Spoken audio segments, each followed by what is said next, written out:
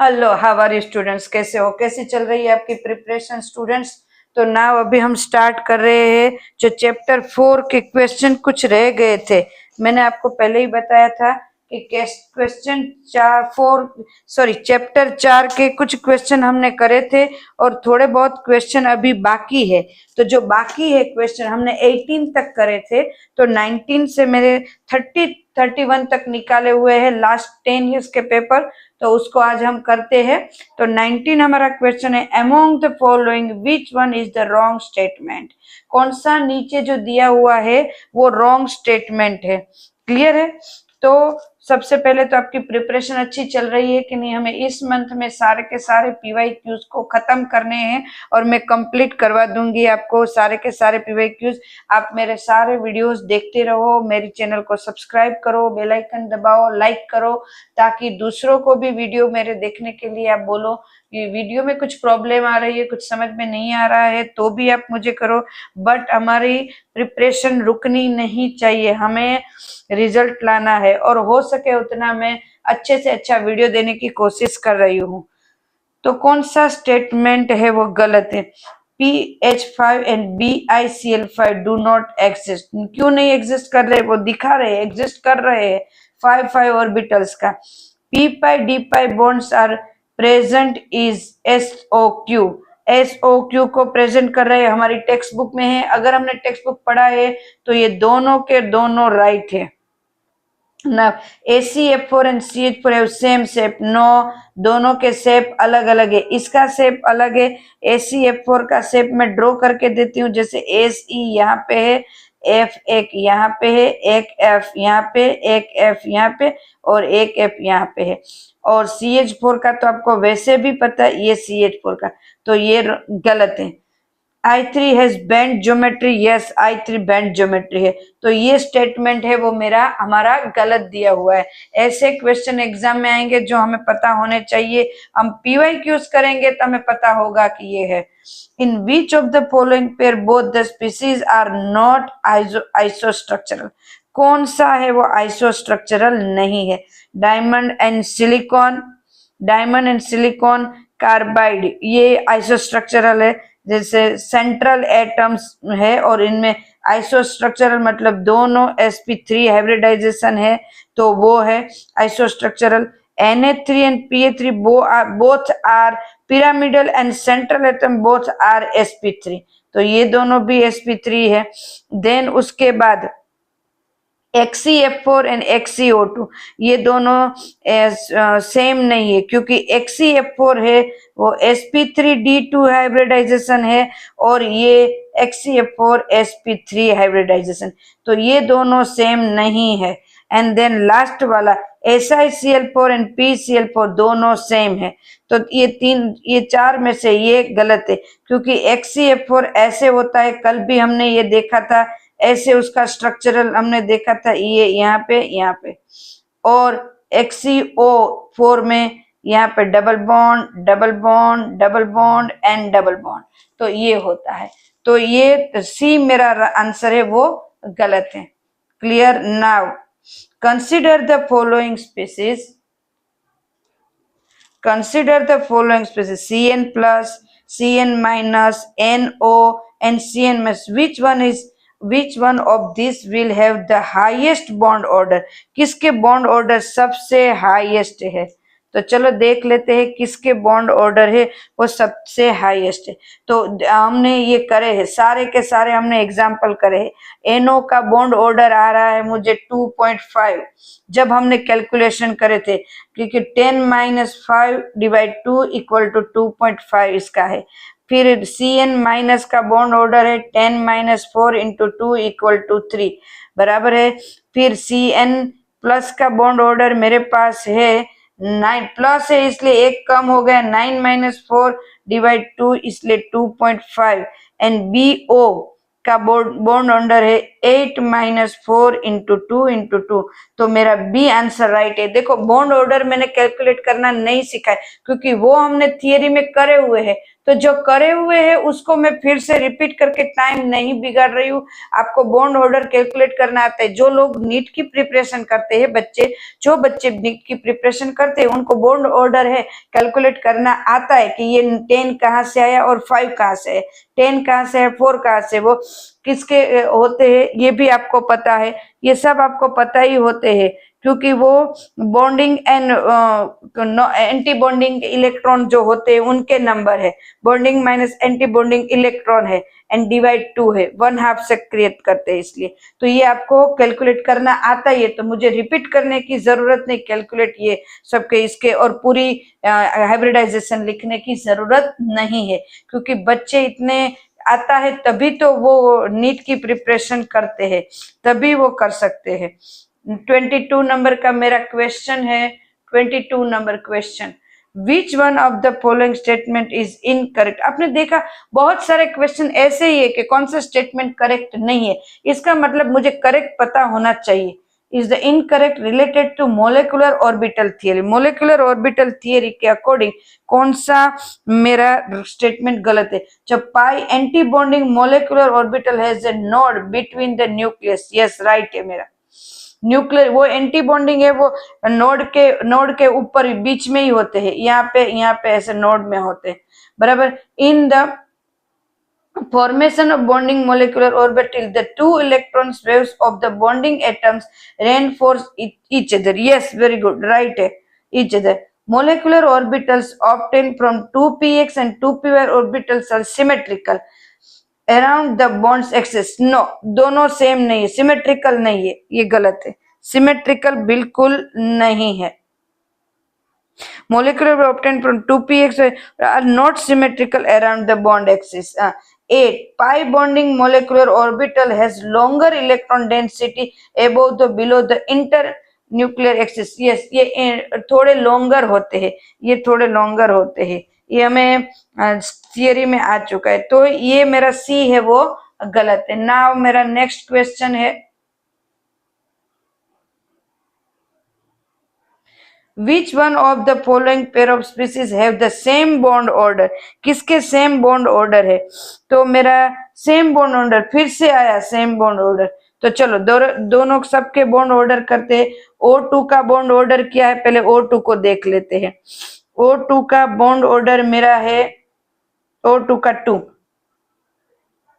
क्योंकि oxygen oxygen के बीच में 2 होता है, 2। और NO+ का अभी ही मैंने ऊपर करा है तो 3 मेरा बॉन्ड ऑर्डर है। मैं अगर लिखूं तो ऐसे लिख सकती हूँ 10 - 6 डिवाइड 2, इसलिए इसका 2 आया। और यहाँ पे आया 10 - 4 डिवाइड 2 = 3। अब CN- का अभी मैंने करा, CN- 10 - 4 डिवाइड 2 = 3 एंड 10 - 4 CO का 10 - 4 डिवाइड 3 = 3, मतलब इन दोनों का सेम आया, दूसरे इन दोनों का सेम नहीं है, एक का 2 आया एक का 3, इसका सेम नहीं है।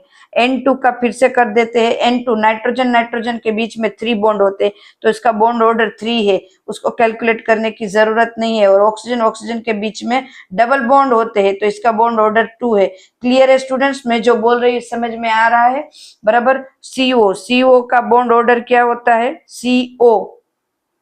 CO का बॉन्ड ऑर्डर क्या होगा बेटा, यहाँ पे 3 मैंने लिखा है और NO का बॉन्ड ऑर्डर होता है 2.5, अभी हमने कैलकुलेट किया। तो ये भी नहीं, इन दोनों का 3 बॉन्ड ऑर्डर है, तो मेरा राइट आंसर है 2। बॉन्ड ऑर्डर अभी हमने कैलकुलेट किया, हमें आता ही है। ऑक्सीजन ऑक्सीजन के बीच में डबल बॉन्ड है तो उसका बॉन्ड ऑर्डर 2 होगा। नाइट्रोजन नाइट्रोजन के बीच में ट्रिपल बॉन्ड है तो इसका बॉन्ड ऑर्डर होगा 3।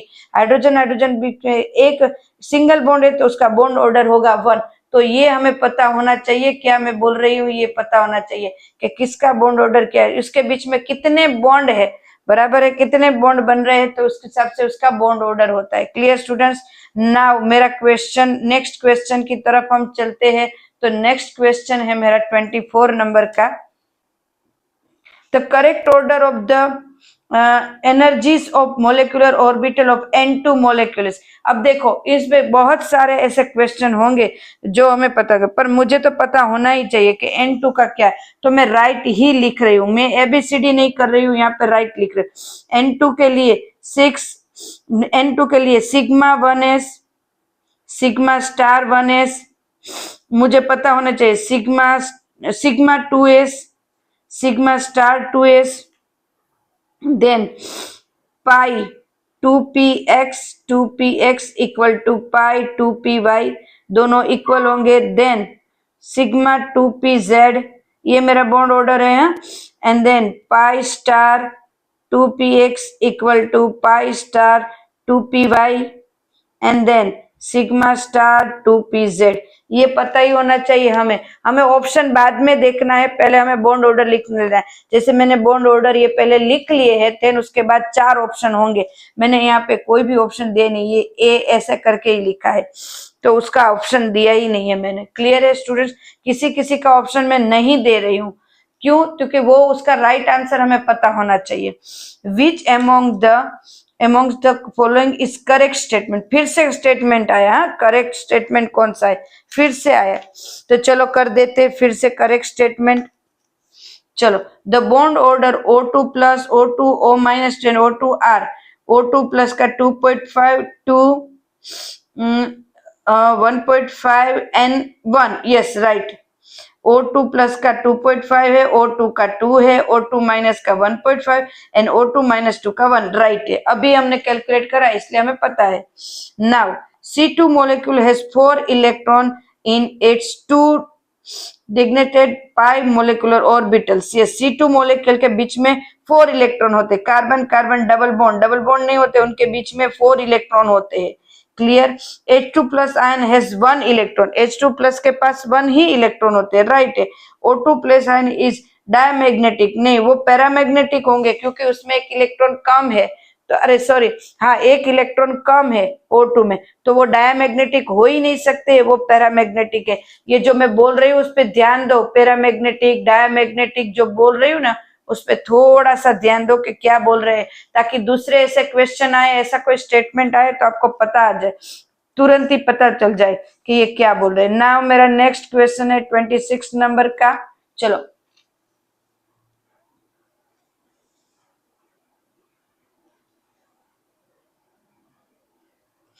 26 नंबर का मेरा, identify molecule which does not exist. कौन है वो एग्जिस्ट नहीं कर रहा है? बॉन्ड ऑर्डर कोई किसका 0 है?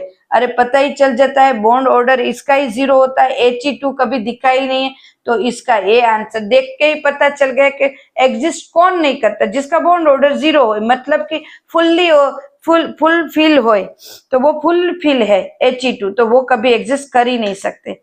Which one of the following diamagnetic molecule species has only pi bond according to molecular orbital theory? बराबर है, तो चलो which one of the following diamagnetic molecular species has only pi bonds according to molecular orbital theory? According to molecular theory by उसका क्या हो सकता है? 26 number 27 number, बराबर 27 नंबर में क्या बोल रहे हैं कि BeO2 का, चलो हर एक का देख लेते हैं, तो इसमें BeO2 का हर एक का देखते जा रहे हैं और अपना आंसर कर रहे हैं। Sigma 2s2 sigma star 2s2, बराबर है। O2 के अंदर तो बहुत सारे हैं, तो O2 का तो फिर भी लिख देते हैं 2s2 sigma 2pz2 pi 2px2 equal to pi 2py2 and pi 2px1 pi star n equal to pi star 2py1, ये है।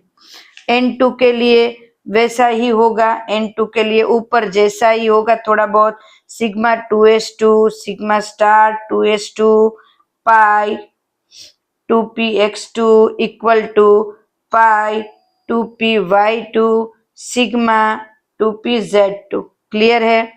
एंड C2 के लिए sigma 2s2 sigma star 2s2 pi 2px2 and pi two py2,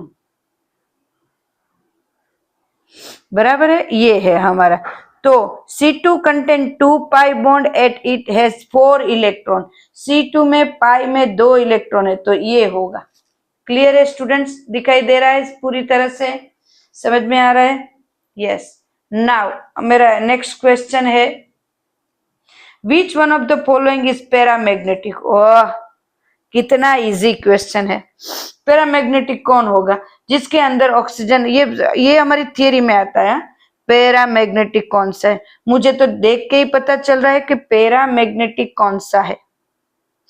देखो N2 है, वो diamagnetic है, diamagnetic है। H2 है, वो भी डायमैग्नेटिक है, क्योंकि उनमें सारे इलेक्ट्रॉन पेयर में आ रहे हैं, ये भी पेयर में आ रहा है। तो Li2 है, वो भी डायमैग्नेटिक है। तो यहाँ पे मैंने ऑक्सीजन का करा, एक एक इलेक्ट्रॉन है, तो दिस इज पैरामैग्नेटिक। ऊपर क्वेश्चन में ही, ऊपर के आंसर में ही इसका आंसर छुपा है। ऊपर ये O2 का हमने करा ना, तो वही पता चल गया ना कि एक एक इलेक्ट्रॉन अनपेड है, तो वो पैरामैग्नेटिक है। क्लियर स्टूडेंट्स, समझ में आ रहा है मैं क्या बोल रही हूँ? चलो, describing order of stability of, अभी देखो इसके मैंने ऑप्शन लिखे ही नहीं, तो ऑप्शन नहीं लिखे, हमें अपने आप पता होना चाहिए कि इसके ऑर्डर क्या है।